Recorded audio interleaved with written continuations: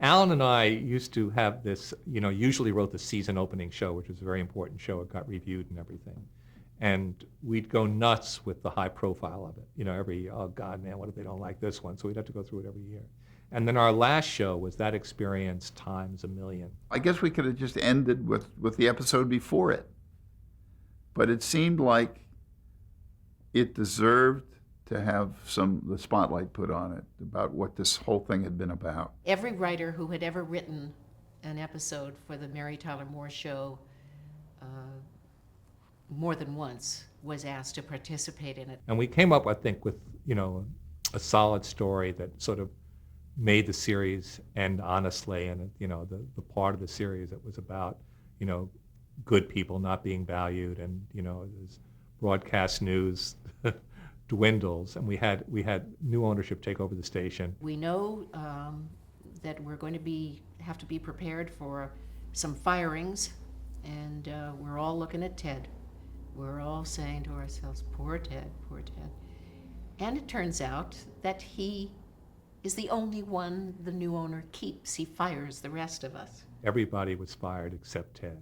So Ted was saying that, which I think was a good story. We didn't actually have the last scene written when we went to the table that week.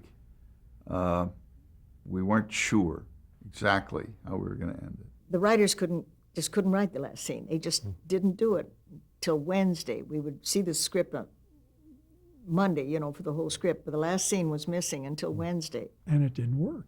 And Betty wasn't in it, and there wasn't a lot of emotion. And somehow we tried it on the stage, and we just knew it wasn't working, so we called the guys down and we said, Betty should be in it.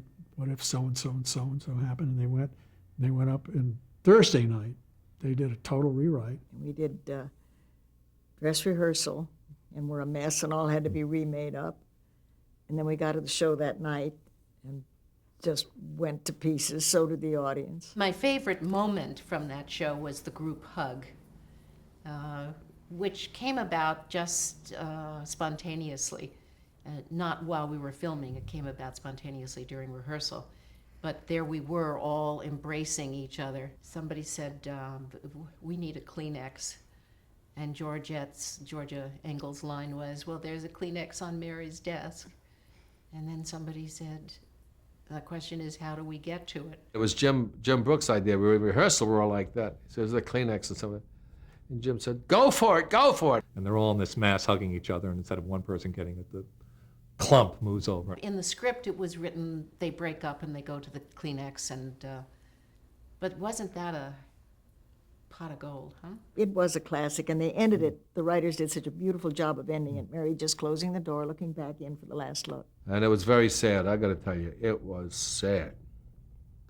Long way from Tipperary, and then Mary's last look, and then the lights went off.